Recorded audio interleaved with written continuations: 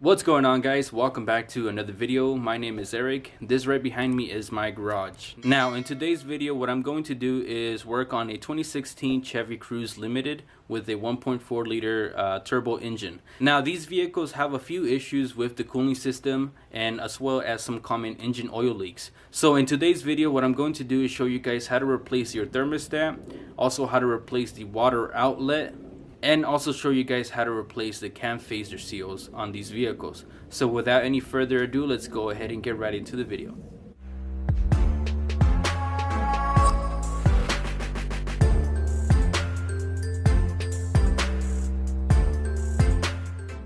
So the areas that we're going to be focusing on in today's video is this water outlet, also the thermostat, and we're also going to replace the cam phaser seals. So we're going to go ahead and first start off by disconnecting our battery, and then once we do that, we're going to go ahead and go underneath the vehicle so that we can drain the coolant.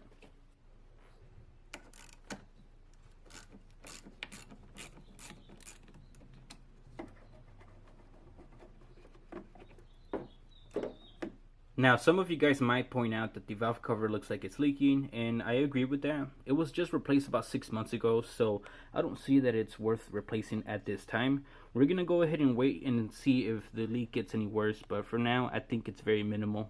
So now that we're underneath the vehicle, there is a few fasteners that are holding this shroud to the engine. So these are T20 fasteners that you need to remove. There is also some clips and a 10mm fastener that will also hold this in place. But for the most part, the T20s are going to be the main fasteners that you need to remove. There is several of them. Once you remove them, the shroud should come down.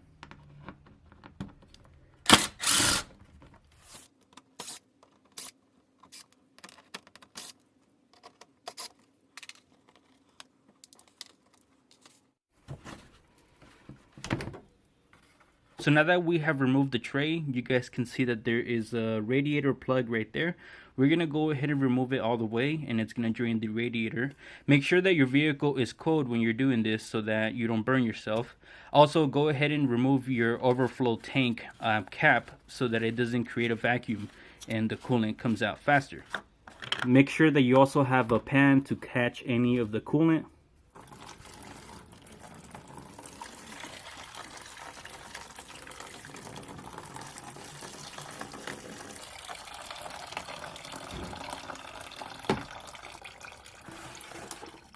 While we have the coolant draining, we're going to go ahead and continue working on the vehicle. So I'm going to go ahead and remove the water outlet. So in order to remove this, we do need to remove some electrical connections and some hoses. So we're going to go ahead and do this. After we remove this, we're going to go ahead and move on to the thermostat so we can also replace that. So what I'm going to do first is go ahead and disconnect this hose from this wiring loom. So there's a small little bracket that we're going to move off to the side, and then we're also going to go ahead and disconnect this electrical connection. To remove this connector, you push this red clip out, and then you push in and then pull. Next, go ahead and remove this tube that goes to the throttle body. There is a clamp at the end. Go ahead and use a flathead to remove this clamp.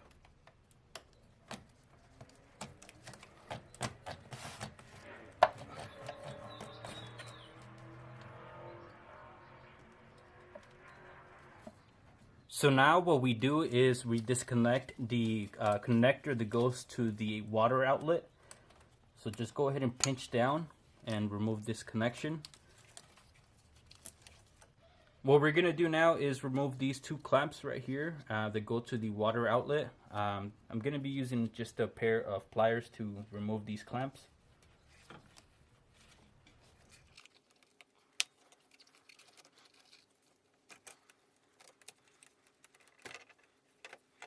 Now what you want to do is remove the line that goes to your overflow tank. So go ahead and get a flathead and pop off these clips right here on the side. Then you want to go ahead and pull up on this right here. Now, if you take a close look at this right here, it doesn't look like it's broken or anything, but then you move it to the side and you can clearly see that something's going on. So these guys are pretty cheap. It's all plastic, and what happens is that these guys eventually will crack, which is what's going on in this situation. Also, the O-ring will go bad. This one looks like it wasn't installed correctly, so we're gonna go ahead and replace the whole unit so that we can avoid any issues down the road. What you want to do at this point is remove these two connectors right here. So there is some clamps on the side that you basically press in with the flathead, and then it'll allow you to pop this out.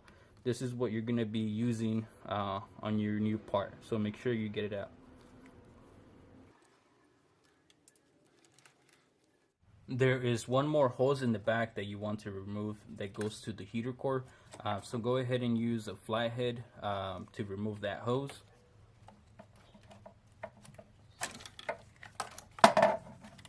So as you guys can see, we got the hose out. We did lose some extra coolant, so we're gonna have to top off the vehicle once we're done. But once we're at this point, the last thing that we need to do is basically remove the water outlet. We're gonna go ahead and remove 3 fasteners that hold the water outlet to the block of the engine.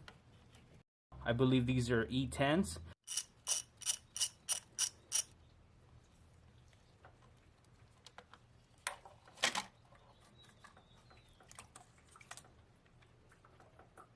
So this right here is our bad water outlet, and we're going to go ahead and replace it with a brand new OEM part from the dealership. Now, the gasket on this doesn't seem to be original.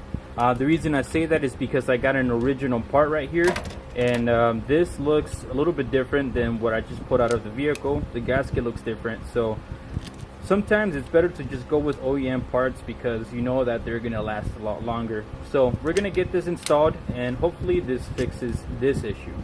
Before you guys install your water outlet, make sure that the mating surface is nice and clean. What I ended up using was a razor blade and a little bit of elbow grease to get this nice and pretty. So we're going to go ahead and install the water outlet into the vehicle.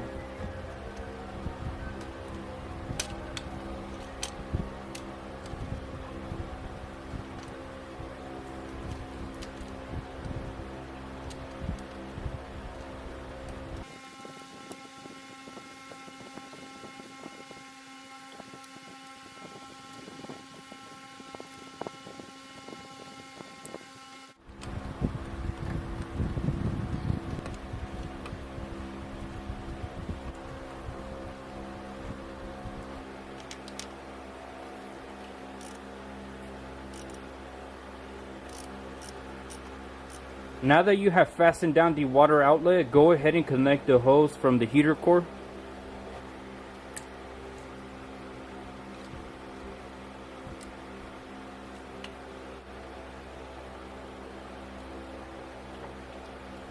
Next, go ahead and connect the connector back to the water outlet.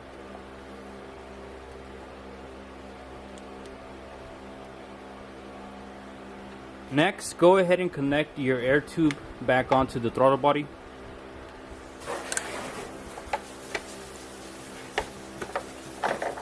Also, don't forget to connect this connector back on.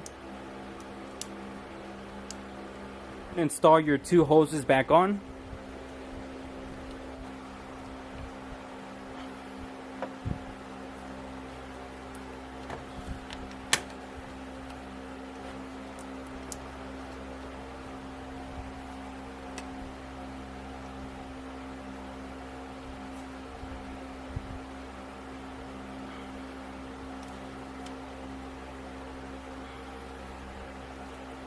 The next thing you're going to do is install your overflow tank hose back on.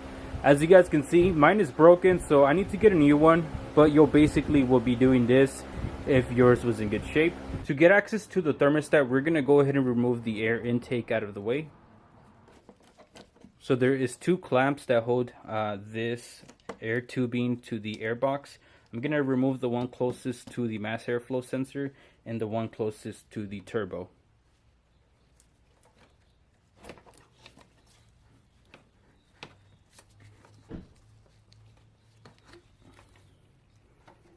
With the air intake out of the way, you guys can see that we have better access to the thermostat housing. So we're going to go ahead and remove this electrical connection right here. Now that we have the electrical connection removed, we're going to remove 3 fasteners so that we can get the thermostat out of the way. So I want to stress out that I'm not replacing the thermostat because it looks like the water pump and thermostat were recently replaced, but whoever installed the thermostat kinked up the gasket, so it's developing a small leak. So we're just going to replace the gasket because the thermostat is fairly new. If you guys were replacing the thermostat, you would have to remove the hose that goes to the thermostat by lifting up this little clip right here, and also removing another hose that is on the back side of the thermostat. But in my case, since I'm not doing that, I'm just gonna move the thermostat out of the way to remove the seal.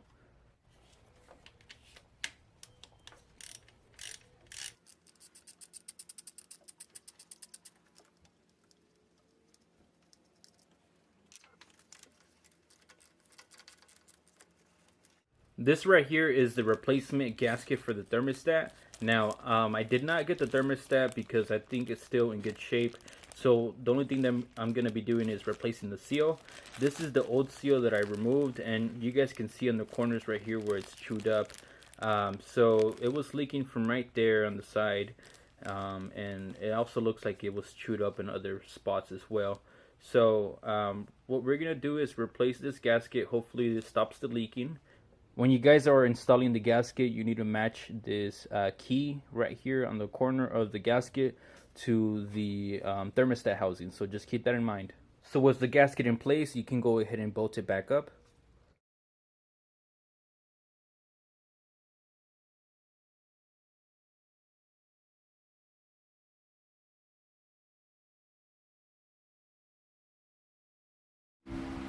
The next thing that I'm going to do is replace the cam phaser seals on both of these cams.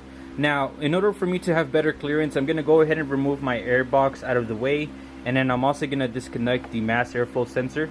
So just like how before, go ahead and push this red clip backwards, and then you can go ahead and push it down on the connector, and then it should come off. To remove the air box out of the way, you just want to go ahead and lift towards you, and it should be free.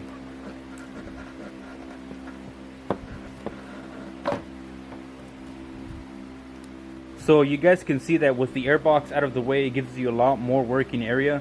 So we're going to go ahead and first disconnect the connectors that go to the cam phasers or the VVT solenoids. We're going to basically do the same thing. Go ahead and push on the white connector down.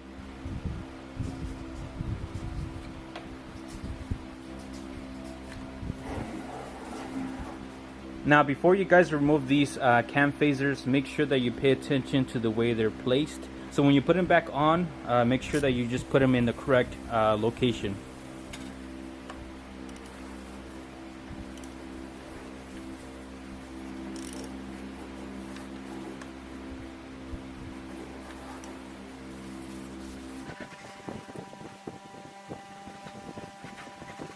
And then use a small flathead to help you pry this out.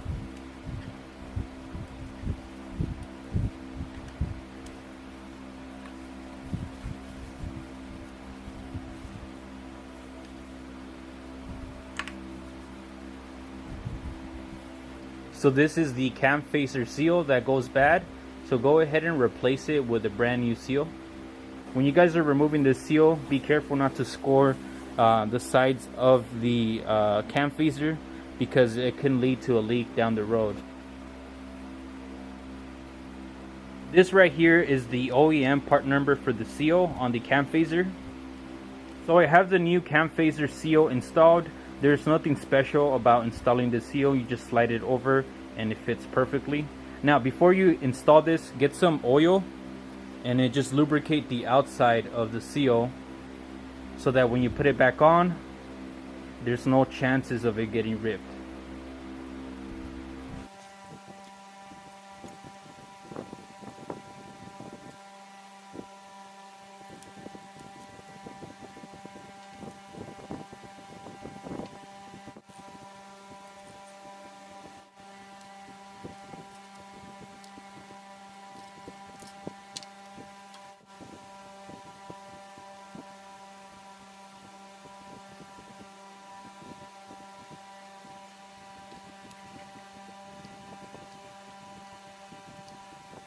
So now that we got both of the cam phaser seals in, we're gonna go ahead and connect them back up.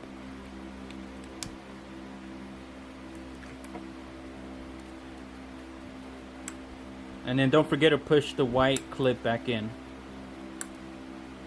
So I've let the vehicle sit for about an hour or so. During that time, I haven't seen any drop of coolant or oil coming from the cam phasers. So I'm pretty happy with this repair. I think it's gonna continue to run, and I think it's a great vehicle if you maintain it. So there you guys have it. That's how you replace the water outlet along with the thermostat and the cam phasers. This is pretty much going to conclude the end of the video. I hope you guys did find this video entertaining and useful if you guys are going to be doing this on your vehicle. If you guys did, please make sure to give the video a thumbs up. Consider subscribing for more videos like this. Follow me on Instagram at Eric's DIY Garage, and I'll see you guys all in my next video. Peace out.